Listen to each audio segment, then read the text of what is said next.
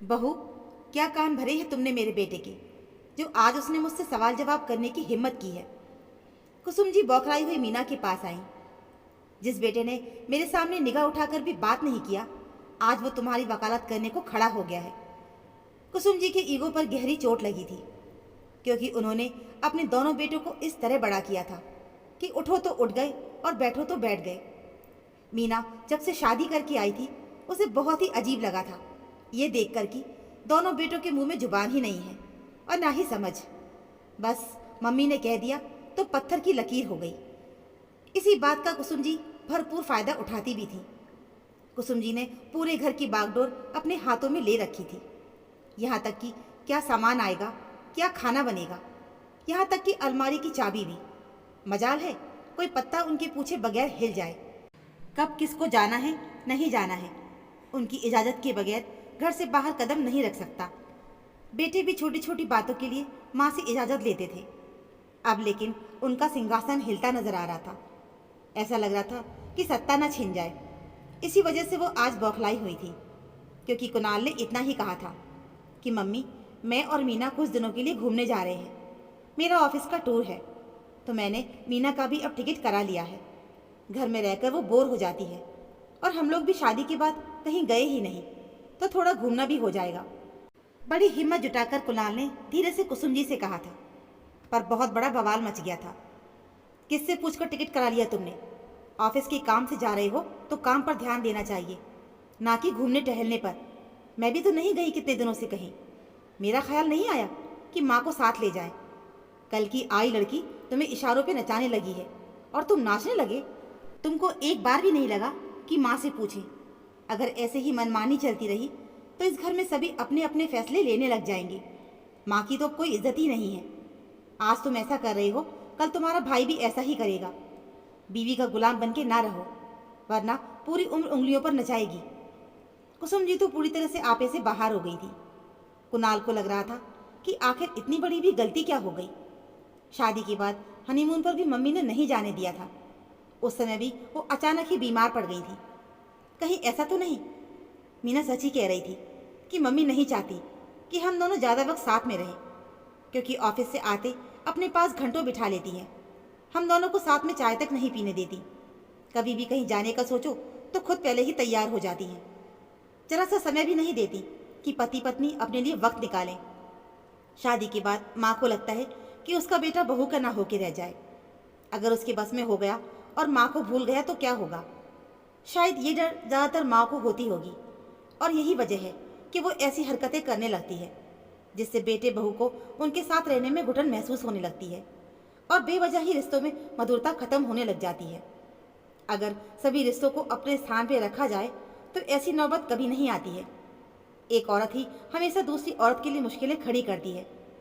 कुणाल को अब समझ में आने लगा था, लेकिन अब ये समझ में नहीं आ रहा था कि मीना को साथ ले जाए कि नहीं, क्योंकि मीना आज बहुत खुश थी ये जानकर कि कुछ दिनों के लिए दोनों एक साथ वक्त बिताएंगे। पति पत्नी को भी तो वक्त चाहिए साथ में घूमने फिरने का। और दूसरी तरफ मम्मी की बातें उसके कानों में गूंज रही थी कि जैसे उसने कोई बहुत बड़ा गुनाह कर दिया हो। मम्मी से पूछकर ही टिकट कराना चाहिए था, वो मन ही मन सोच रहा था। मीना भी सासू माँ की बातों से हैरान थी कि उन्होंने उस पर ऐसा इल्ज़ाम क्यों लगाया। उसे तो पता भी नहीं था कि कुणाल ने टिकट कराया है, और करा भी लिया तो गलत क्या है। कुसुम जी सुबह से मुंह फुलाकर अनशन पर बैठ गई थी। मीना चाय लेकर गई तो बोल पड़ी कि मुझे नहीं पीना तुम्हारे हाथ की चाय। जहाँ दिल में इज्जत ना हो, बाहरी दिखावे का कोई मतलब नहीं होता है। मम्मी जी, मुझे एक बात समझ में नहीं आई कि आप मुझसे क्यों नाराज़ हैं। अगर कुणाल ने सोचा कि वो मुझे भी साथ ले जाए तो उसमें क्या गलत है? शादी के बाद मैं तो हनीमून पर भी नहीं जा पाई थी। चलिए, कोई शिकायत की बात नहीं है। आपकी तबीयत ठीक नहीं थी, हमारी जिम्मेदारी थी कि आपको अकेले नहीं छोड़कर जाएं। लेकिन अभी क्या वजह है? मीना समझ गई थी कि सासू माँ की चाल है। उसे पता था कि कुणाल ज़्यादा कुछ नहीं कह पाएंगे और मम्मी जी फिर से कामयाब हो जाएंगी अपनी चाल में। लेकिन मीना ने मन ही मन सोच लिया था कि वो तो इस बार ज़रूर जाएगी। घर का माहौल नरम गरम सा चल रहा था। आखिर कैसे समस्या का समाधान होगा कि माँ भी खुश रहे और पत्नी भी? कुणाल की समझ में ही नहीं आ रहा था कि माँ क्यों ऐसा बर्ताव कर रही है। उसके मन में उथल पुथल मची हुई थी। मम्मी जी चाय पी लो और फालतू का गुस्सा नहीं करो, वरना आपका बीपी बढ़ जाएगा। सच बताओ क्या चाहती हो आप? कुणाल ने पूछा और कुसुम जी तो जैसे बिफर ही पड़ी। सब लोग अपने अपने मन के हो गए हो, जिसको जहाँ जाना है जाओ, मेरा क्या, मेरी तो किस्मत ही फूटी है, इसी घर में ही सड़ूंगी अकेले। कुसुम जी ने इतना कलेश कर दिया था कि अब कुणाल के मन का उत्साह ठंडा होने लगा था।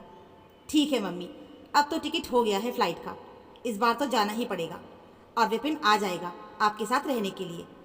कुणाल ने अपनी बात कही और ऑफिस के लिए निकल गया। सब कुछ इतनी जल्दी बदलेगा कुसुम जी ने सोचा भी नहीं था। उन्होंने इतने सालों से बच्चों को मुट्ठी में रखा था और एक ही झटके से ऐसे निकलना असहनीय सा हो रहा था।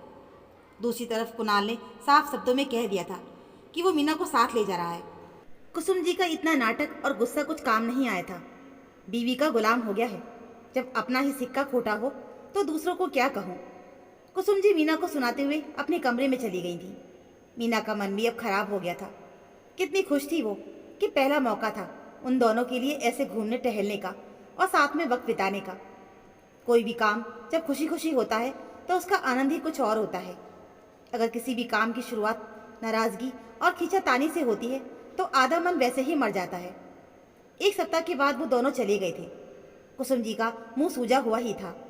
विपिन तो बेचारा क्या समझता, लेकिन वो भैया भाभी के लिए बहुत खुश था। वक्त के साथ साथ चीज़ें भी बदलती हैं और इंसान को भी बदलना ज़रूरी है, तभी परिवार में सब खुश रहेंगे। वरना एक दूसरे के पीछे पड़ने से रिश्ते में टकराव भी आ जाती है और दरार भी। माँ को भी समझना चाहिए कि बेटा सिर्फ बेटा नहीं, वो किसी का पति भी है। जब उनका बेटा ही नहीं खुश रहेगा तो क्या माँ खुश रहेगी? पता नहीं। इस सवाल का जवाब तो वही माँ जाने जिसकी सोच ऐसी होती है। रही बात बीवी की गुलाम होने की, तो ये बात तो समझ के बाहर की बात है। पति पत्नी को एक दूसरे की बात का भी सम्मान रखना चाहिए और भावनाओं का भी, तभी जीवन खुशहाल रहेगा। माँ को भी समझना चाहिए कि वो भी तो किसी की पत्नी थी और एक पत्नी की कुछ तो इच्छाएं होती हैं और वो पति ही पूरा कर सकता है। हर रिश्ते का अपना दायरा है और मर्यादा भी, ये हर किसी को याद रखना चाहिए। तो दोस्तों, हमारी आज की कहानी में बस इतना ही। उम्मीद है आपको हमारी ये कहानी ज़रूर पसंद आई होगी। कहानी अच्छी लगी हो तो प्लीज़ वीडियो को लाइक और चैनल को सब्सक्राइब ज़रूर कर लीजिएगा। मिलते हैं फिर एक और ऐसी नई कहानी के साथ। कहानी सुनने के लिए आप सभी का बहुत बहुत धन्यवाद।